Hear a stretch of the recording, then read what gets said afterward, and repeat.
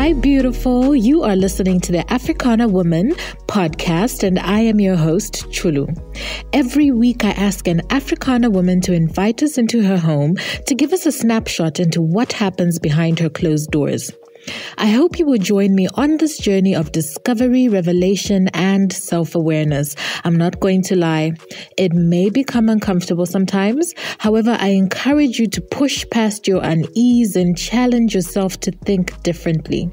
The simple act of expanding yourself to receive the unknown may be transformational for you. You have heard it said affectionately, it takes a village to raise a child. Well, what happens when you as a woman are not forthcoming with said child? And the village begins to demand for what they think they are owed. Today we are navigating a very sensitive topic, and it's somewhat taboo in our cultural settings.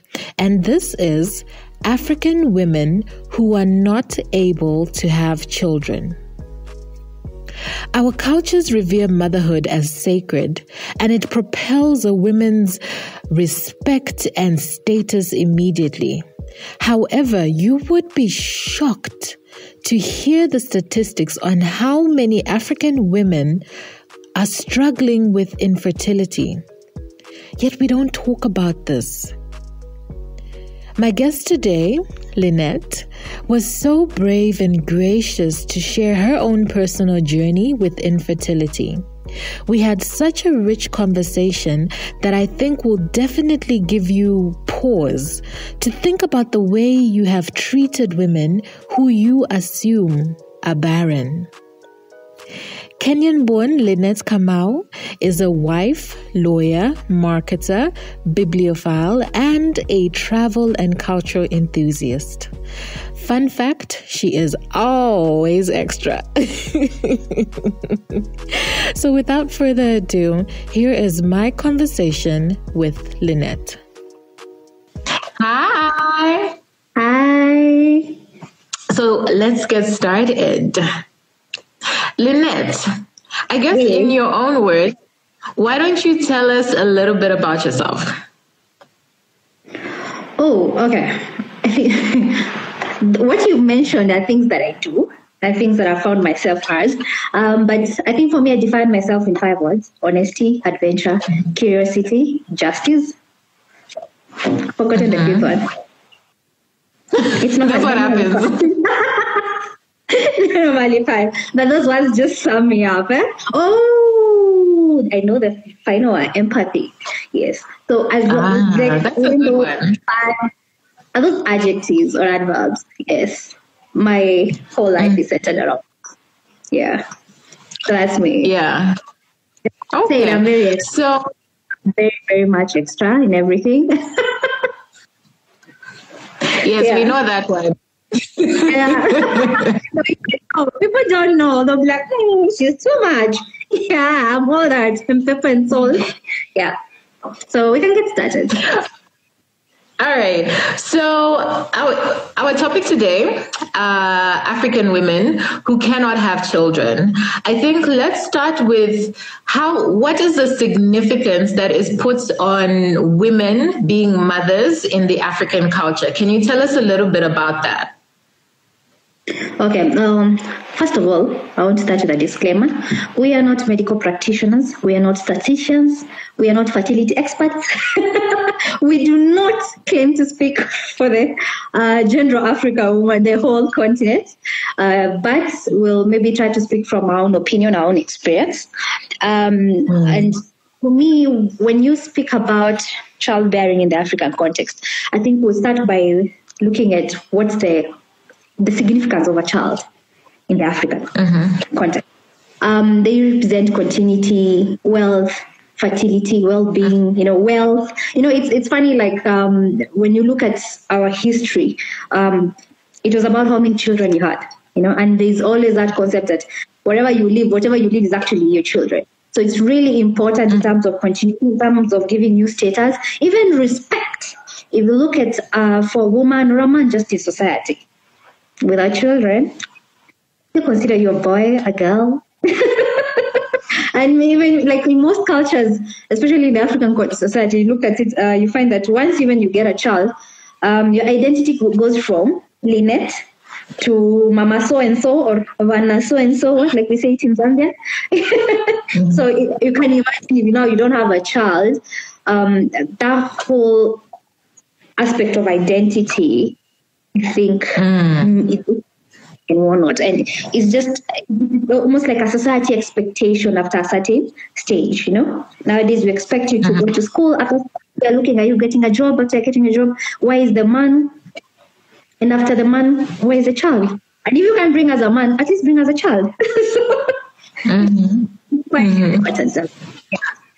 Yeah, it really depends on. Yeah, I think when you said identity, I was just like, oh, yes, just like you said, in Zambia, they say Vana, which is mother of, then your child's name. And some people, it's like when you meet them, oh, I'm Vana Mary. And you never know their own name. And their identity is just highly wrapped up in motherhood and being someone's mother. That is so true. Something interesting. Notice we call ourselves Mama Africa. Africa will always be referred as motherland. You see that whole connotation towards motherhood, it just gives you a sense of the importance of being a mother in the African setup. Yeah, definitely. Okay, so now, unfortunately, there are some women that cannot have children. Now, I'd like to distinguish because we're talking about women that cannot have children as opposed to women that choose not to have children. I think those are two very different situations. But today, we're going to focus on women that cannot, meaning, it may be a medical condition or whatever it is, but they cannot have children. So when we have, when there is a woman that cannot have children, how is that woman treated in society? How are they seen? When we speak about a woman who cannot have children, I like how you differentiate it, because the whole point is about the desire. Is the desire there to have children? So for those who desire to have children and they cannot have, if you look at the general, the medical way of assessing who cannot is if you have, especially for one continuous year, what you've been having unprotected sex and you've not been able to conceive. That's one category. And then there are those who they're able to conceive but not carry to term. That's where we have all these, those who fall under chemical pregnancy, stillbirths, and miscarriages. Amongst, it's such a wide area. We are not going to touch on to men who cannot conceive, because that's also a huge part. There are so many men who cannot conceive. We call them the sterile or whatever they call them. Medical conditions are men. But it's actually, what you see, when you see that in society, a lot of times they always assume it's the woman who has the problem. Now, when you are a woman in that position, and I'll speak personally maybe from previous experience and what I've observed. First of all, there's a lot of stress that comes with it. There's a lot of stigma, a lot of isolation, a lot of labeling. Okay? What's the last? What did you labeling? You said like the last one? Labeling. Okay. Pronunciation, pardon, I have the Kenyan accent. So you'll be called names like Barren, you're less than a woman, just being boxed into a certain category. There's a lot of sadness that comes, and then a lot of strain that comes emotionally, physically, economically, even culturally, just on the women who cannot be able to have children. So it's one of the worst places to be, I would say, as a woman. It's quite and a very sad and isolated and shunned part of society. It's one of those things we don't publicly speak of. I'm yet to see very few women come out in the public and say, hey, I'm struggling. Because for me, inability to have children, nowadays you can have children. I've seen people who are 60, with the technology and stuff. Even 60-year-olds are having kids with IVF assistance and all that. But to just come out and say that I'm struggling, even to have a child, it's difficult because, all these labels, where you'll be placed, even just the whole personal fear, of course, because of the whole burden on society, also how you feel towards yourself. It's a very scary space to be in, and a very isolated space, and you don't know who to talk to because we don't know who will perceive it how, and it is a very lonely space to be in.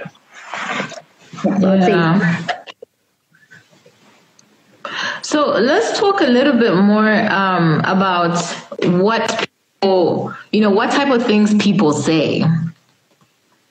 Already you mentioned, you're barren, and there's what type of things do people actually place on a woman by assumption, I would even think.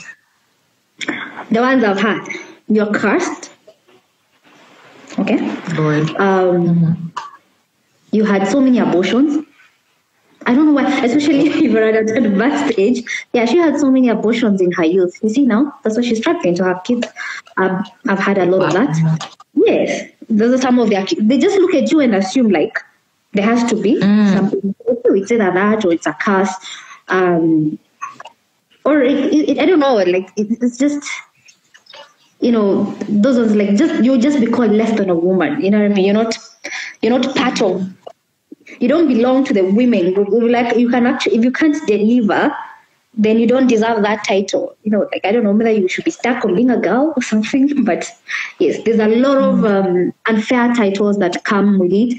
Some assume, especially when they look at you and assume you're healthy and you're not saying anything, they'll call you like. She's more interested in career.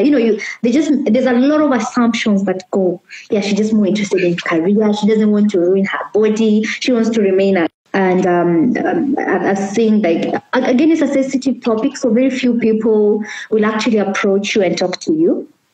Yeah. And then there's always this thing like, why are you delaying us? So you are delaying them. Why are you delaying us? Why are you not giving us children? So there will be all this, you're selfish. There's so many things, so many labels, depending on who's speaking. I will come to them. Yeah. So, when we talk about who says this, who actually says it, who do these things, these labels come from? Because, it's one thing to hear it from, I don't know, someone at work, someone that you're not particularly attached to, but then who actually says this to women? I'd say a lot of times, for me, like from experience I've seen, it's first of all family, and the extended family. Yeah, even your own family, the close nuclear family. There's a lot of these attacks will come from family, associates, and the thing about when you're in that point of life, you're very sensitive. So these comments come even from strangers, people who attended your wedding, and it's been 2 years, and you've not given us results, and it's just a random stranger. So the words don't. I'd say the ones that hit hard the most are the ones that come from family, but also friends. And for me, I just say people who've not gone through it. And let me just generalize and say anybody who's not been through it, they tend to use this one. And I'll confess personally, when I was young, I remember I had been raised in a society where I knew after school, as long as you've gotten a man, like the next thing is a baby. And I remember like maybe when I was there, maybe 22, 23, I'd meet, of course, ladies who are older than me and who had maybe attended their wedding and, hey, boss, it's been 3 years. Like, what's wrong? If I see you bloated, like, hey, what's going on? Like, why are you not giving? And I think we need the same thing from up. I see you bloated. Asking and yeah, celebrating. Yeah, and for me, it's taught me a lesson that not everybody who says, okay, there are those who use the mean words, but no, some of those people who will be like, on a light note, they'll be like, hey, why are you not giving us children? They don't mean it. They don't necessarily mean it from a bad point. Most of them are just ignorant. They've never gone through that. They don't understand. And I think what I've seen of late lately is sensitization about how some of these questions do not go asking couples, like when are they getting children? You don't know. There's so many issues. There's so many factors that could, and it's none of your business, I think. But for a long time, children were raised by the village, so it was a village affair. Like when are you bringing us something to raise? So the whole should actually be the one who use these words on you. When I say the whole village, it means from your parents. And even, the saddest part, some people, even their own spouses, their own partners are the same ones. Wow. Here. If you look at the number of women who maybe, we've had a lot of cases of, he left you because you couldn't bear children. He's always calling you Barren, like he'll always mention how you're not delivering. And sometimes it's not even, you don't know whether it's his fault or not, but it's as close as these people telling you these words. And the final group is actually you yourself. You find yourself saying like, I'm a failure. I cannot deliver. So you start even these negative words, you start telling them, I think it's a phrase, you tell them yourself. So I'd say yourself, people close to you, and just the general population. Yeah.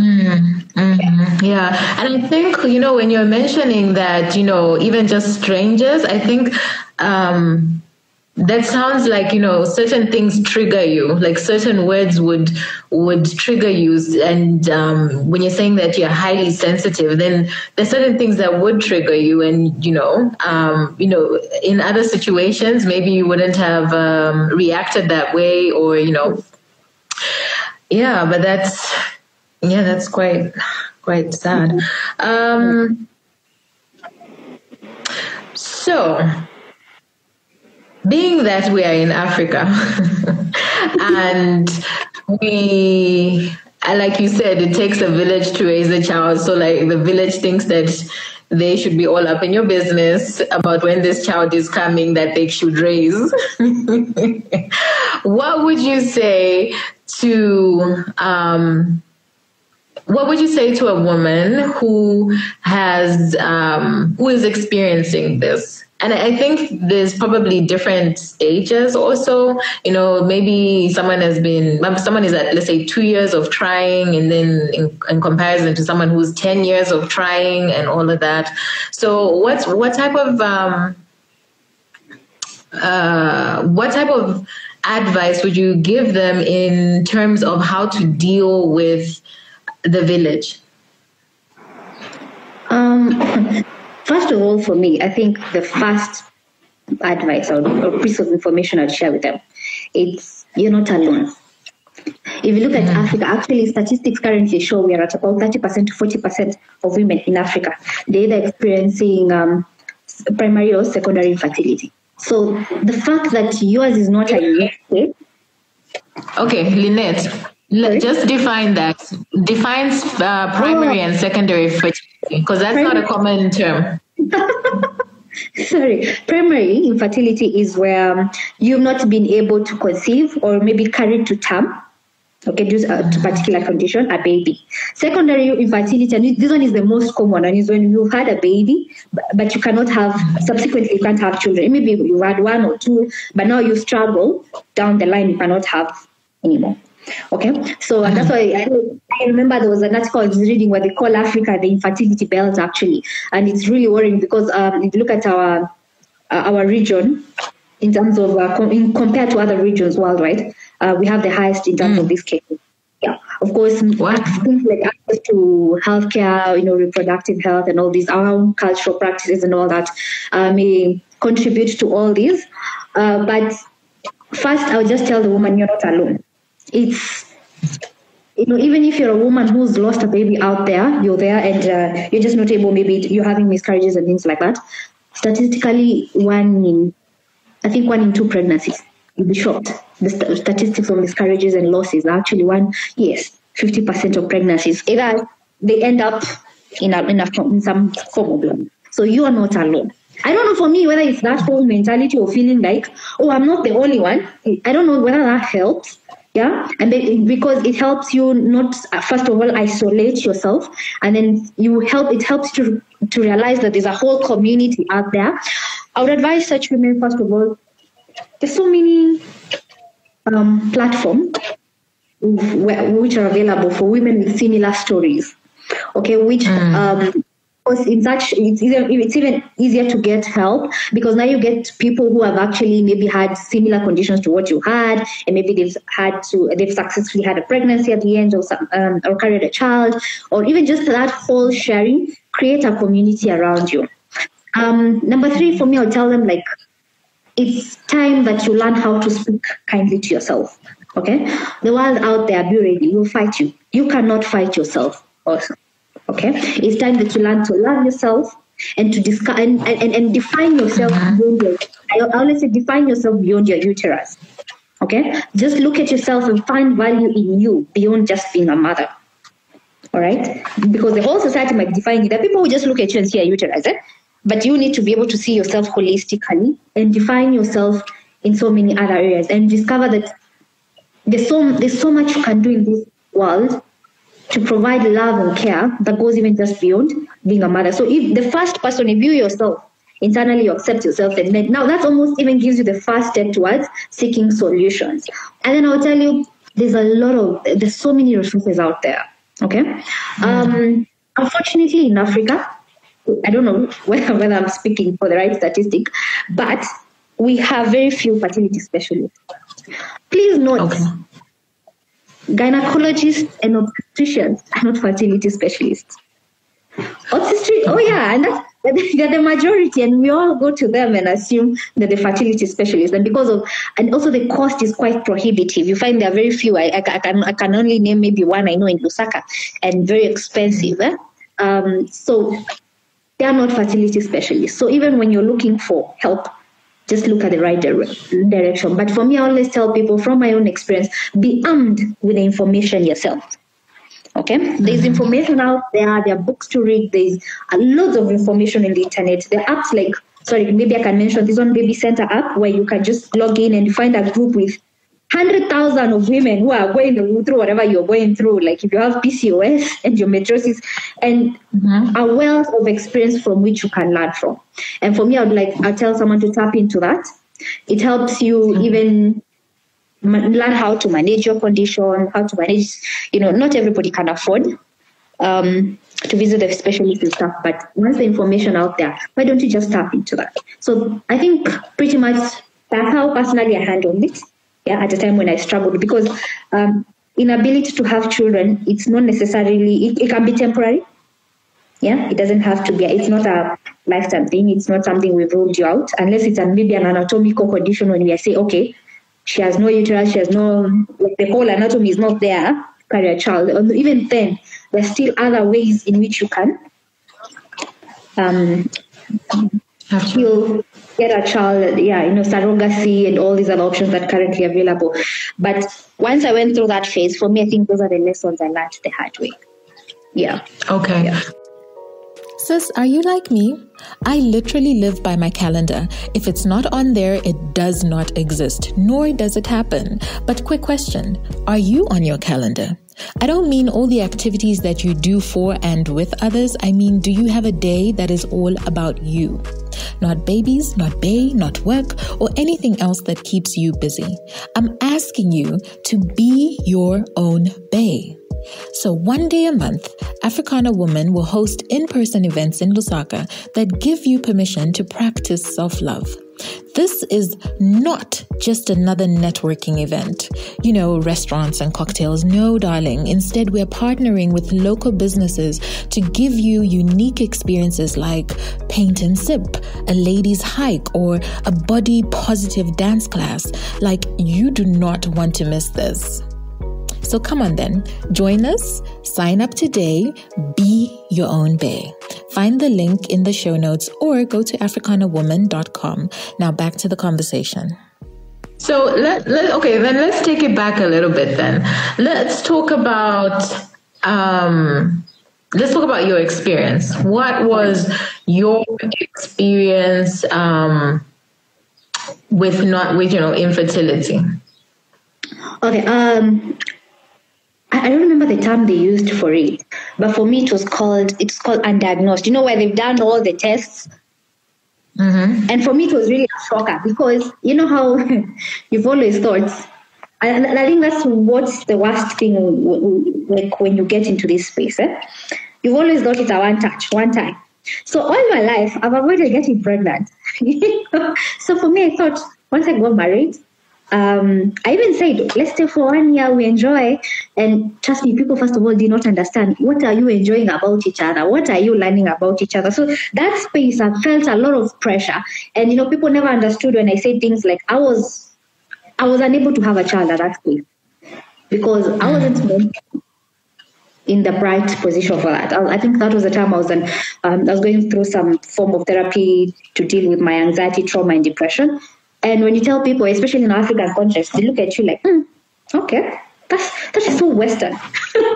For you to tell us that you can't have a child because of that. Of course, the financial bit, yes, but people are looking at me like, no, you can afford to feed yourself, then you can feed the baby. And then finally, when I was ready not to have a child, for me, I thought it would be a one touch. Boss. Two touch, three touch. Hey, what's going on? So you go to the doctor, you have your scan and all that, and they tell you you're fine. And I remember so many doctors just told me like, you're just stressed. And I'm like, they'll be like, just relax. Boss, how do you relax? It's the hardest thing. And I tried relaxation and nothing was working.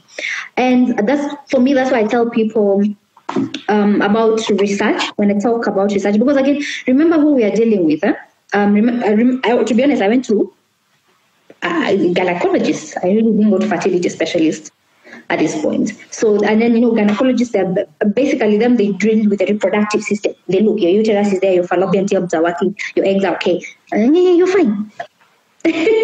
And which, let me tell you, it's complex. It's not just about having the physical things there. There's all these hormone issues and all that. And so for me, finally we discovered I had a hormonal problem. I had, it's called PCOS, polycystic ovarian syndrome, a very prevalent condition, especially among Black women. It had been gone for a long time undiagnosed because it's like one of those, I don't want to call it a lifestyle disease, but it's triggered by lifestyle. So when I moved countries and my dad changed, I was going through so much stress and all that, created a lot of hormonal imbalances. I had too much adrenaline on my system. My pituitary gland was all over the place. Now my hormones are no longer working normally. But remember my system, everything is fine. So when I go to hospital, when they've done all the profiling, I'm okay. That's when I went into research. And that's what for me, I'm telling you, like, I couldn't afford to go to this specialist, or rather there were no specialists within my disposal, let me just say. And that's when, out of research, I discovered, my condition is like this, these are them. And so when I went next time to my doctor, I was armed with information like, hey, I think based on my symptoms of my disease, I think I may have this and this and this. And we just discovered it was just a hormonal issue. But, and it's funny, like, along the way, I had found, I had so many friends who had the similar condition, and I just got in contact with them. And so we'd always share and be like, hey, did you discover you have low progesterone, so luteal insufficiency and whatnot. And we had solutions. I was so shocked. We had solutions amongst ourselves. So for me, we would all share information, but I wouldn't say never self-medicate. Just bounce off that with your practitioner after that. And I think for me that really helped. But for a long time, trust me, it was a struggle. And I got branded so many things. I was shocked, like when 2 weeks after my wedding, I wasn't pregnant. There were already questions. 2 weeks. I was given 2 weeks to deliver by the village.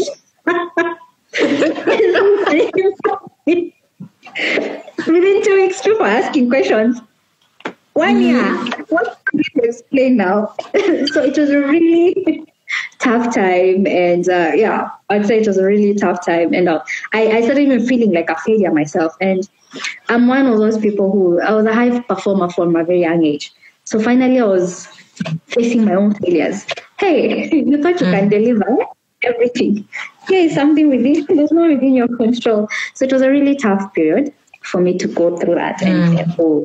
And even just comments from friends like, hey, why are you delaying? When are you joining us? Like, and how do I tell you?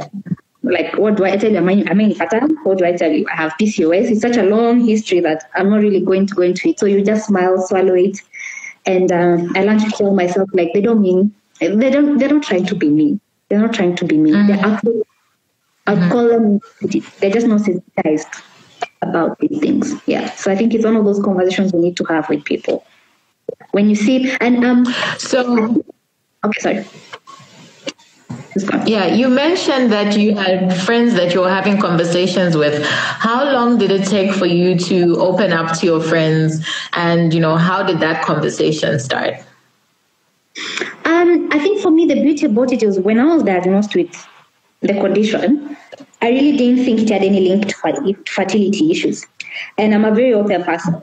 I think for me, disease is not one of those things I shy away. Especially since for me, it's not one of those diseases I went to get for myself. I wasn't being careless. It's genetic. It's genetical. Like, it's like saying I have a toothache. I don't know. For me, I've never really been embarrassed about such things. And I think also, let me just say, I had friends, sisterhood, people I could speak to, mature friends who I could speak to and be like, hey, I have this thing. And, I took it so lightly at the beginning. For me, I used to tell them like, oh, by the way, me, I have this thing. And it means I can't have periods. I don't have periods every day. And I didn't even realize the seriousness of the whole thing. I was just discussing periods, periods with your girlfriends and everything. And some of them were shocked because halfway through they'd be like, me too. I'm like, oh, you too. And I think they were looking at me from like, she's so naive. She didn't even realize what she's speaking about. And I was like, but why haven't you ever told us? It's one of those things I'm embarrassed about. But I don't think there's anything to be embarrassed about these things. Honestly, I don't. Maybe it's just me, but yeah. I don't think it's one of those things we should be shy about. Yeah. Just be open about it. So many women are actually suffering from the same things we're suffering. From your story, someone else will learn something. Someone else's story will actually impact you in some way. So I don't think it's one of those things we should be really shy about. Yeah. But also be careful who you're sharing with. Yeah. That's true. I think, okay, let's talk a little bit, I guess, about who do you think, what type of qualities would you look for in a person that you could be sharing, something like this with? Again, I would encourage people, of course, there's your close friends. There's people, especially people who maybe, a lot of times people who've been through this journey, you will tell, we stayed 6 years without kids. Chances are, So I'm not saying you go pointing out to people who 6 years, they didn't have children and everything.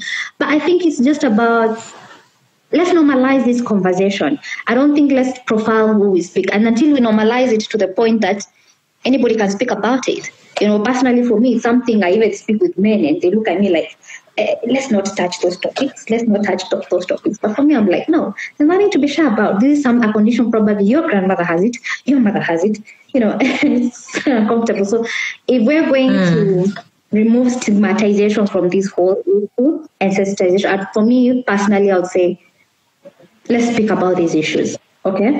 And sometimes if you want to test, let me just give I don't know whether this is even really good advice, but if you're really not so sure, just start the conversation with someone on a general point, like, hey, have you heard about this? And just see how they receive it and how they respond. And then now maybe you can feel like, is this the kind of person that actually said like, actually the reason I was asking you, we're discussing this is because I'm going through this. And that kind of thing. I think sometimes you might need to test the waters. Yeah. I think that's for me how I profile my friends. Who do I speak to about what? I'll be like, hey, I have a friend who has this condition. And then when yeah, but speak to your doctor.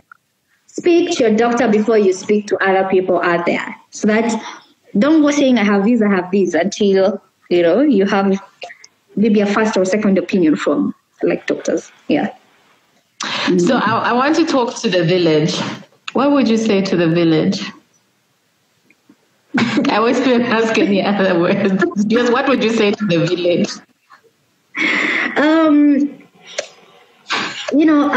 I've seen some advice going around telling the village it's none of your business. But it's very difficult because remember we're Africans. It takes a village. So for me, I'll be like, I'll reverse that and tell them it's your business. Okay, and it's your business how you approach these matters. It's a business how you handle the women in society, especially when it comes to reproductive issues. It's all our business. Okay, so matters when we're talking about mindsets. When we're talking about how do you look at a woman, what's her value, who is she beyond just the reproductive system? It takes a village to have that mindset shift. So it takes the old people to change that whole, old view towards, how women were viewed.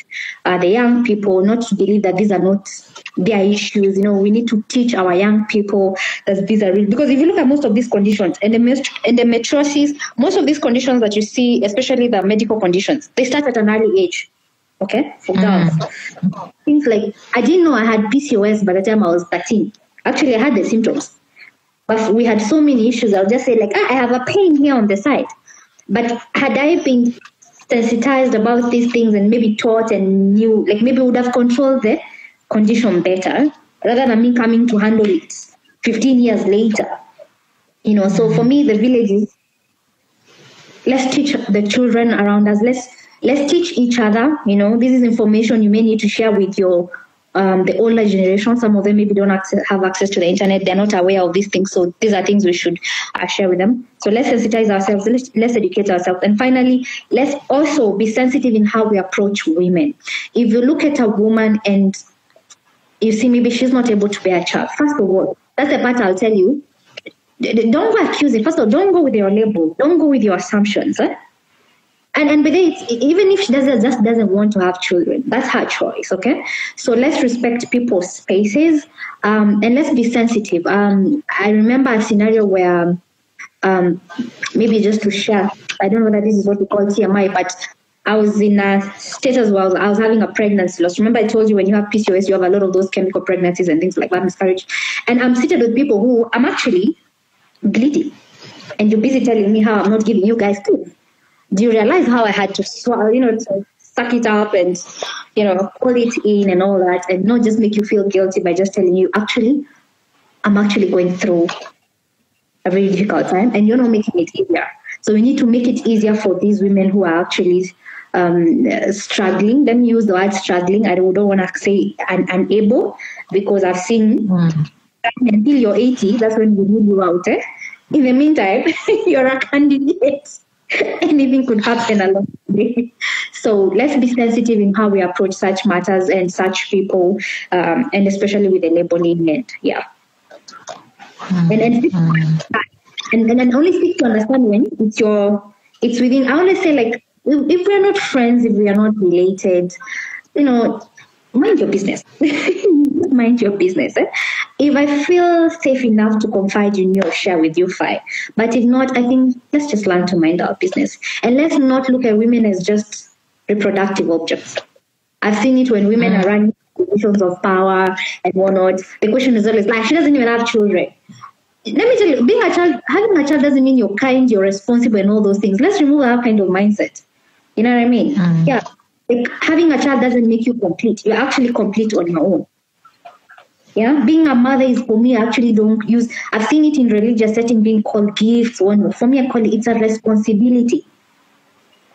So even those who are struggling and they want children, they are looking for that responsibility. It's not the gift that makes some of us privileged and some of us not privileged. It's a responsibility. Yeah, and that child is not, you just are a custodian for some time, and then they become adults and leave. So it's just a responsibility for that in a point of time. So let's learn to look at women holistically and not just with that narrow tunnel vision of, it's about how much and how many you reproduce for us. Yeah. And I think I also just want to talk a little bit about, I don't know, things maybe you've heard, seen, or maybe experienced. What are the lengths that some women will go to bear children, because of the pressure, the society pressures? What type of things do people resort to? Do women resort to? First of all, like you said, the cost of reproductive health care is quite high. we're talking about some solutions like IVF. If you look at maybe our country, Zambia, you need to have, it's $8,000, I think, currently. Yeah, with our current rate of the dollar. For one cycle, which there's no guaranteed success. Just tell me how many people can afford that. So what I've seen, we've resorted to, some unconventional practices, we've had cases of, how many people go to pastors to pray for them. They're exploited in the process, buying holy oil, traveling to different countries to go see certain prophets, and, I don't want to, you may feel like you want to laugh at such women, but no, the desperation is real. People go through witchcraft. There's some people who steal babies. You've heard of such cases in hospitals. Yeah, you pretend you have a pregnancy even to your neighbors. So you'll be wearing clothes, but you already have a contract with someone. On a particular date, 9 months from now, you're giving me a baby. That's how they end up stealing babies from hospitals. Yes. I've just seen like extreme practices. And then on a personal level, I've seen people who they've lost families, they've isolated themselves, they've gone into depression. Some people have committed suicide over the same. It's a really, really sad situation. And that's what for me, it can go like there's just a whole caseload of what people do out there, especially due to desperation, due to the grief and sadness that's around the whole. Yeah. So those are just some of the practices that maybe I'm aware of. Yeah. Yeah. Mm-hmm. So do you think that there is enough sensitization around this particular issue? Where would women be able to find, more information? The information is there. In terms of sensitization, I don't think, because it's still a taboo subject in the African culture. Across all the economical sectors, whether, you want to call whichever demographic, is still a taboo subject. Okay? And so once, like I was saying, once we normalize these things, once we accept and look at the statistics and just say, okay, if something is affecting 50% of our population, hey, it's no longer a minority issue. It's something we all, someone who's going through, or there are very high chances you'll be the one who has to go through it. So once we normalize these conversations, I think things will be easier. But the information is out there. Currently, I've seen there are a lot of NGOs that's out there that help people. But for me, currently, what I would see is the quickest and easiest, most accessible is online. Okay, we have so many Facebook groups, we have so many Instagram groups, there are groups everywhere of people who have similar issues. And I've seen in most of these groups, what you find is there's a lot of information shared, a lot of peer counseling, if I could say, and a lot of they also give you a lot of direction based on where you are. And even in Zambia, depending on your area, a lot of times just go online and search, struggling to have children in Zambia, or not, fertility issues in Zambia. There's always be some online group or some online resources around the same, and they will be able to direct you, okay, where did you get the best healthcare? Where do you get financing for some of these? Maybe you need to go through IVF. Where do you get counseling session? How do you go about it? Who are the best doctors to handle what? Yeah, so I think for me, that is the easiest and currently most, because that one, you don't really need to be physically present in a certain place to be able to access that. That's one of those things that cuts across. Yeah. And it's global. Yeah, you can share information with people everywhere. Yeah. Okay. Thank you for that. And I guess, when it's looking for resources, sorry, let me just read this comment from Kanya. I believe it's there, and that's in reference to sensitization and information. So I believe it's there, not sufficient. It's not sufficient. There's not sufficient sensitivity on the matter, starting with the language that is used to describe women who aren't naturally able to have children. So what are your comments on that? Yeah, I agree. There's still, remember what you said, it's still a taboo subject in our culture. And so people have not really been sensitized about these things. Just try to even talk to the average guy. Just talk to the guy next to you about these issues. You see how they'll shy away from the topic. Like, no, those are women's issues. Much as reproduction is it's a community issue. Those are women issues, and like you look at our culture, you find young people, just even the interaction with the older women, how easy is it to just approach some of these things, or do they like those are above, those are beyond you. How much information is being shared from the older generation to the younger generation about this. And if you look, we've carried on the old practices, just before we were enlightened, the old practices of where a woman in the African society back in the day, some of them would actually be miscommunicated, like from the community, they'll be like sent away. You're a caste. Remember what we said? You're a caste. So even the names, like, I remember in my community, some of the words they use ish to just describe it. It's actually even an insult. All right. Sometimes when they're insulting people, they insult you using those same words. The barren woman, barren land, barren woman, just an inability to. It's not really a label, and that for me, that's what I was saying. Like, it's actually a label. You're labeled as barren. Nobody looks at it from struggling because of, you know what I mean, inability because of, we don't really go behind. You don't have kids for 3 years, barren. And that whole, just the whole label barren. It's I don't know, it's a thing for me. Yeah. And there's definitely a timeline to it that, there's a timeline that people have put to when you should be having children. They'll tell you this is when you should be having children, and not necessarily thinking about, okay, it can take 3 years, it can take 5 years, it can take 9 years, but, and just normalizing that as well. Yeah, and I don't know, even just not only time, like even age, I've seen, like, trust me, the moment you hit 25 in the African society, there's that eye that starts coming, and it's like 25 to 30, so you have such a short window to deliver to the village the expectations. So in about 30, they start having this questioning look, and they're like, hey, now you're old. And you're 30 without a kid, you're old. You're dismissed. And, it's so funny because, we know menopause is not until 45, but no. You had the last 5 years to deliver. You're officially old. And also for married couples, giving them timelines. I don't know what's the accepted, but yeah, I think for me, from experience, it's 2 weeks after tying the knot.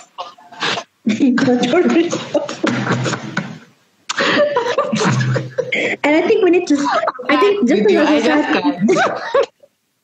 as a society, we need to stop giving timelines, not just even on reproductive health. We have timelines on everything. When you should own your first car, when you should have a job, when you should have this, when you should have that. So we're so used with putting timelines to everything that when you don't meet the deadline, I don't think it's right. I don't think it's right. Because I think once we remove timelines and things like that, then we remove the pressure. All these things you're hearing about people committing suicide. Unfortunately, it's very young people. Most of these people you're hearing going to witch doctors, they're very young people. She's 31, she's 30. She has a whole, decade plus of natural fertility to go through. But no, she needs to deliver because the deadline was put. And she can't stand the labels. So I think we first of all need to get rid of the deadlines. You have all, and especially to our girl child, we need to tell the girl child, like, you have, I don't want to say you have all the time in the world, but there's no pressure. And stop living for society. Let not society set for you goals with timelines and whatnot and all that. Set your own goals, set your own timelines. Okay? Yeah, even for couples, set your own goals, set your own timelines.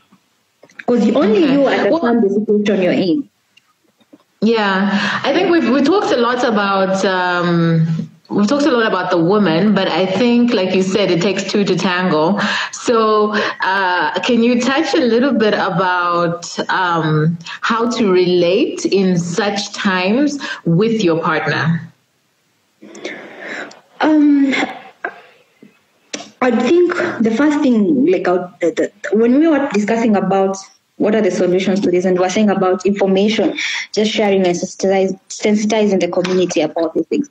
I think for me, the most unsensitized groups are actually men. You know, like, do they understand? And for me, like, I like what you use, the word partner. You see, don't use that word loosely. You're a partner. Partnering with you in this.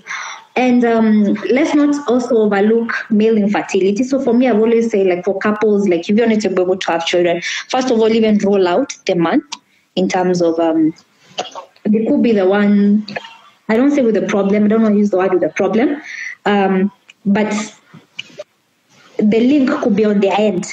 Okay, the missing link. So let's have a lot of our men also be sensitive about. Linet, real quickly, if you wanted to, determine whether the man has, some infertility problems, would you be able to go to is it a gynecologist that men see? I don't know, but who would they go to? Where would you go? I actually don't know. Most hospitals, they have, I'll speak for us in Lusaka, most hospitals have laboratories where you're able to come, they do, it's called a sperm motility. Count? Sperm count. It's a whole, it's like a profiling of the sperm. Okay, so it has so many things to do with shapes. I remember we started by disclaimer, we are not fertility experts, so I don't know the exact languages. But for me, what I've had is the shape matters, the volume, the concentration. Unfortunately, insurance doesn't cover such things, but it's not even that pricey, but it's just one of those things. And it's actually a 15 minutes. Okay. In 15 minutes, you have your results. Yeah. And then you rule out. So. Yeah. So I think men, for me, for any men watching this, I think it's a journey we need to go through together. Raising a child, getting a child from conception all the way to raising the children. It's when we call ourselves parents, it's not a one-person role. Okay, we are together in conception, we are together with the pregnancy, we are together in delivery. Throughout, that's the ideal situation. And I would like just for the community, especially because there's not anything backed up by men in this society. We are good to go. So I'd really like for men to back us up on this one. Remember, like I said, the prevalence is quite high. We're talking about 50%. So, like, when you hear these statistics, you'll be so shocked. So it's either one day, it's your mother, it's your daughter, or your sister, or just someone close to you will go through some of these things. So men, you need to change, first of all, your mentality. You're part of this. And also even just your language, your approach, your sensitivity towards the women and how you view them.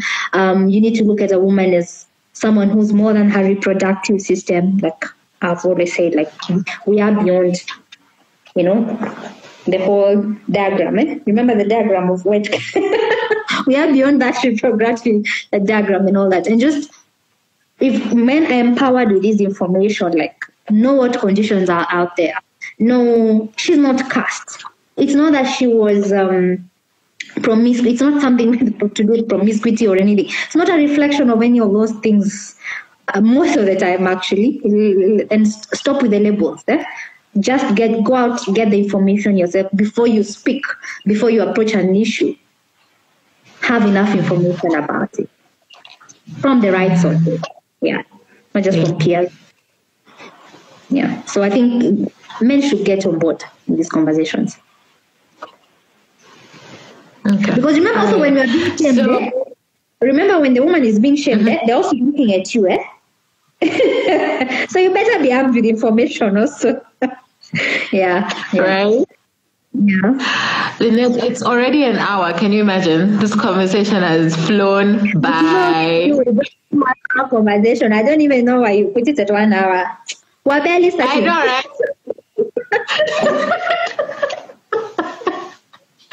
Yeah. No, you see, guys, when Linet and I start talking, like, we'll sit there for hours and hours, and people are like, my son is sitting there thinking, oh my gosh, these people are still talking. But yeah. So, do you have any last reflections on the topic? And I guess any resources that you could give, whether it's a podcast, a book which you could recommend, or anything. Yeah, please let us know. Parting words, like to any woman out there, now that we are speaking to women, you're not alone in this. Okay, and so many other women are going through what you're going through, and there's so much help out there. There's so many other your peers out there who've been through what you've been through, who are currently going through and who will go through what you're going through. So there's a lot of there's this whole community ready to embrace you. Don't give up on yourself. You're the first person. You're your own. On this one, you're your own champion. So don't give up on yourself. You first need to take care of your own mental health, your own physical health, and then it's your own prerogative to find out the information and the resources available to you. They're out there. Okay. In terms of resources, like I'll give you an application that I use for me, Baby Center app. Okay, it's just written baby. Very big platform with women worldwide from all parts of the globe who are part of it. And from there, for me, I've been able to read from other women's experiences, resources, and whatnot. There's a lot of information on that app, and you get real life experiences. So it's different when you're reading it from a book, but it's easy when you're hearing another woman saying things and you're just like ticking like, that was me. So for me, that is the one place I would say. In terms of books, what I've discovered is I'm yet to encounter one author who's comprehensive. Most of the authors tend to focus on what is this? Is this about this hormone? It's about a lot of information out there when you Google is just about research topics, which can be quite complex and hard to understand. For me, I would say but that's the biggest platform I would say you use. And online groups on Facebook. I know we are on Instagram, but I'll redirect you to Facebook. On Facebook, we have fertility groups for every country. Like, trust me, you just need to go and type Congo, Togo, Mali, Dada, and join one of those groups so that from there you learn a lot. So for me, those are the resources I'll direct you back to. And any other resources, I think maybe I'll be sharing with Chulu. Any other thing maybe I may have missed out, and then maybe she can tag on the post later. Yeah, definitely. I will definitely tag her advice on the post. Alrighty. So thank you so much, Linet, for coming through and just sharing your story. And it is it's so important for women, like you said throughout our whole conversation today, to realize that they're not alone, and they can only understand hearing other women talk about these same issues and what they're going through, what stages they're at. And thank you. You are amazing. I shall definitely be posting the resources in the post, and I just wanted to let you know that I'm always here on Tuesdays at 4 p.m. Central African time, having conversations about women, and these are conversations that are important to us, that we don't always talk about, as conversations that are taboo in our society, but we really need to be having more and more of these conversations, so as we ourselves as African women can get to a place of healing, get to a place of good mental health, and just, be able to support each other. So every Tuesday, Central African time, 4 p.m., I'm here having a conversation on a taste of culture. And I also just want to remind you that I will be hosting a retreat for women that basically want to understand or dig deeper into what their purpose is. So it's called Know Your Purpose Retreat, and it'll be on the 15th to the 16th of August. if you're interested, please send me a DM. And really, it's just a time to get away from your busy life and, just walk away and just focus solely on you. So if you're interested in that, please do get in contact. Plus, there's the Africana Woman blog, which drops every Thursday, and I hope you are following and reading along. Linet, do you have anything you'd like to say? No, I think I'd already wrapped up before we watch this. So for me, it's just say thank you for giving me this platform, and let's normalize the conversation. Definitely need to normalize the conversation and learn to use different language, guys. Yeah. Language that doesn't offend. Yeah. Love you guys. Thank you for joining, and share this with a friend. Share this with someone who you think it will bless. Just share it. And I know that the more we talk about these things, the more it can help people. So bye. Thanks, Linet. Have you ever had a conversation that made you decide to immediately change your thoughts, actions, and behavior? This was one of those conversations for me.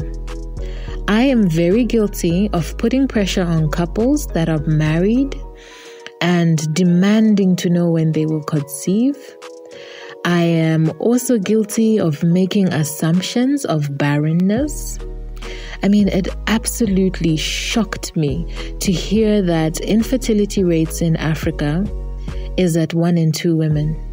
That's crazy to me because, I became pregnant with one touch. Hey.